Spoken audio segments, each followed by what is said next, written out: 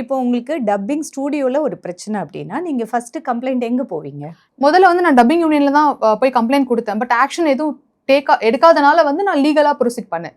உங்களோட dubbing union எப்படி செயல்படும்? ஆர்டர் வைஸ் யார் யார் என்னென்ன பொசிஷன்ல இருக்கா? தலைவர் வந்து பாத்தீங்கன்னா ராதாரவி இருந்தாங்க. செக்ரட்டரி வந்து கதிரவன் பாலு. ட்ரெஷரர் வந்து அப்ப வந்து சீனிவாசன் மூர்த்தி இருந்தாரு. பட் இப்ப வந்து ஷாஜிதான்றவங்க இருக்காங்க. அதுக்கப்புறம் கீழே கமிட்டி மெம்பர்ஸ், வைஸ் பிரசிடென்ட் அந்த மாதிரி வந்து ஒரு போஸ்டிங்ல வந்து கொஞ்சம் பேர் இருப்பாங்க. ஒரு 23 பேர் இருப்பாங்க அந்த டெசிக்னேஷன்ல, ஒரு டெசிக்னேஷன்ல வந்து. ஸோ இந்த மாதிரி ஜென்ரலா பெண்களுக்கு ஒரு பிரச்சனை நடக்குன்னா அங்க என்ன மாதிரியான ஆக்ஷன் எடுக்கப்படுது?